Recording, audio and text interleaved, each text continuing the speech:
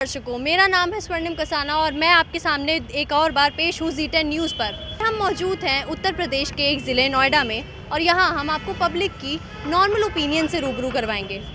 Sir, मैं सबसे पहले आपका नाम जानना चाहूँगी और आप क्या काम करते हैं वो बताएं ज़रा। मेरा नाम सौरभ अवस्थी है और मैं एक कंपनी में सेल्स हेड हूँ और कंस्ट्रक्शन से रिलेटेड प्रोडक्ट मैं सेल करता हूँ। यही मेरा काम है। जी सर, अब जो इलेक्शंस आ रहे हैं सबको पता है 2024 के बड़े बड़े एजेंडा चल रहे हैं। आप किस पार्टी की तरफ ज़्यादा झुके हुए अपने आप को पा रहे हैं? पार्टी का तो देखिए, अभी जिस तरह का माहौल है, राम जन्मभूमि में मंदिर का प्राण प्रतिष्ठा हुआ है और मोदी जी ने अभी आपको टूरिज़्म को लेके उन्होंने भी लक्षद्वीप में बहुत अच्छा काम किया है।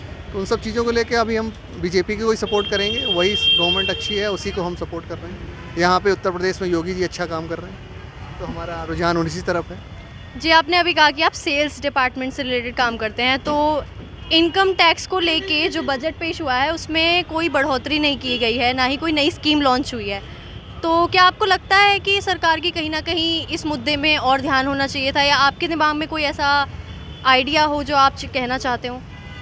बिल्कुल, टैक्स स्लैब में थोड़ा सा हम लोगों को क्योंकि मिडिल क्लास लोग हैं, पैसा बचाना बहुत मुश्किल है और खर्चे बहुत बढ़ते जा रहे हैं। तो चाहेंगे कि क्या इतने टैक्स स्लैब में हमें थोड़ा सा और रिबेट मिलता। जो आप 7 लाख कह रहे हैं वो 8 से 10 लाख के आसपास पहुंचता, तो हम अपनी बचत कर पाते। हम कैसे उस चीज़ को बचाएं, तो वो बहुत सारी चीज़ें हैं। महंगाई बढ़ रही है, इसमें नो डाउट, लेकिन ये बहुत ज़रूरी है कि इनकम टैक्स में हमें थोड़ी सी रिबेट मिलनी चाहिए। जी, तो आपने देखा कि सर कह रहे हैं कि कहीं ना कहीं मिडिल क्लास का होने के बावजूद इनकम टैक्स में कोई छूट ना मिलने पर वो थोड़ा सा हताश महसूस कर रहे हैं। सर, अब आप अपना नाम और अपना काम हमारे कैमरे को मेरा बताएं। नाम विवेक शर्मा है। विवेक शर्मा। मैं भी कंस्ट्रक्शन इंडस्ट्री से as a sales manager, sales head मैं जॉब कर रहा हूँ। और बाकी जी सर, तो अभी आपके सामने सर ने कहा कि वो बीजेपी को सपोर्ट करते हैं, तो क्या आप भी बीजेपी सपोर्टर हैं? मैं मन से तो बीजेपी है, तन से मोदी है। बाकी ये उनके जो प्रोग्राम है अगर वो कंटिन्यू करेंगे तो और ज़्यादा जल्दी इम्प्लीमेंट, जो भी इम्प्लीमेंट किए हुए हैं कंप्लीट भी होंगे। तो ऑब्वियसली अभी तो चाहते हैं कि चाहे यूपी गवर्नमेंट भी, यूपी में बीइंग यूपी पर्सन, चाहेंगे यूपी में भी मोदी वही रहे बीजेपी, और सेंटर में भी बीजेपी रहे तो अच्छा है। अदरवाइज अगर अलग अलग स्टेट अलग अलग पार्टी बनती है तो इतना डेवलपमेंट होता नहीं है। तो चाहेंगे कि बीजेपी है इस बार। मोदी जी जो हैं उनकी अभी प्राण प्रतिष्ठा हुआ है, राम मंदिर हुआ है, तो ज़्यादातर लोगों का झुकाव उस वजह से मोदी जी की तरफ है। तो क्या आप भी उसी वजह से मोदी जी का नहीं, सपोर्ट? वैसे भी मोदी जी का देखिए, मैं बताऊं जितना खैर मैं कभी उनसे मिला तो देखा ही है। बाकी आप अगर उसमें भी ओवरसीज़ में भी देखें तो हाँ, समहाउ पहचाना जाता है कि इंडिया का भी कोई पीएम है जो है, जिनका नाम नरेंद्र मोदी है। अगर इंडिया ग्लोब में तो था पर इतना ज़्यादा रिकॉग्निशन मिल नहीं रहा था, और अभी तो नंबर 1 पॉपुलेशन में भी है, पर फिर भी पॉजिटिव वे में हमें नहीं देखा जा रहा था। पर मोदी ने एटलीस्ट इस तरह से ध्रुवीकरण मीडिया का इतना वो करा कि आज हमें लोग पहचानते हैं कि हाँ, आप इंडियन हैं, आप मोदी की कंट्री से आए हुए हैं। तो पहले सचिन और कपिल ही चलते थे, तो ये अच्छी बात है। जी, बहुत खूब कहा सर ने कि मोदी जी की वजह से कहीं ना कहीं ओवरसीज़ में भी भारत की एक पहचान बन चुकी है। हमें भारतीय नाम से जाना जाता है। भारत की एक अच्छी पहचान, एक अच्छा नाम पूरे देश में ही नहीं बल्कि देश से बाहर भी जाना जा रहा है। मैं आपका बहुत बहुत धन्यवाद करती हूँ सर, अपनी ओपिनियन। सर, मैं आपसे आपका नाम जानना चाहूँगी सबसे पहले। मेरा नाम है अरविंद कुमार राठौर। सर, अभी लोकसभा इलेक्शंस आने वाले हैं, बजट पेश हुआ है, बहुत सारी चीज़ें चल रही हैं सरकार में, उठापटक चल रही है पूरी संसद में। तो ऐसे में आप किस पार्टी का सपोर्ट करने के लिए ज़्यादा मैं लाजमी? तो बीजेपी का हूँ, मोदी का सपोर्टर हूँ। मोदी को ही वोट देंगे। ऐसे प्रधानमंत्री दोबारा ना आए ना आएंगे। तो मोदी जी ने ऐसा क्या किया है जो आपको वो इतने काम पसंद कर आए? दिए, देखो राम मंदिर बनवा दिया, 370 धारा हटवा दी, जगह जगह आपको बाथरूम बन गए। जो लोग रास्ते में जा रहे हैं, दिक्कत हो रही थी तो घर के लिए भागना पड़ता था, कहीं कहीं पे झाड़ियों में भागना पड़ता था। अब तो आप आराम से कहीं भी नोएडा में घूमो, बाथरूम जगह जगह बाथरूम है, टेंशन फ्री घूमो, कोई दिक्कत नहीं। तो इस आपकी निजी ज़िंदगी में क्या फ़ायदा हुआ मोदी सरकार के आने के बाद? हमारी निजी ज़िंदगी में ये फ़ायदा हुआ कि गुंडागर्दी तो ख़त्म ही है, बिल्कुल है ही नहीं। बीजेपी से ये फ़ायदा है, गुंडागर्दी बिल्कुल है नहीं। रोड पर रहते हैं हम लोग, जो एक्स्ट्रा चार्ज लोग लेते थे ना, वो चार्ज लेने वाले कोई है ही नहीं। तो आप योगी सरकार दोबारा चाहते हैं?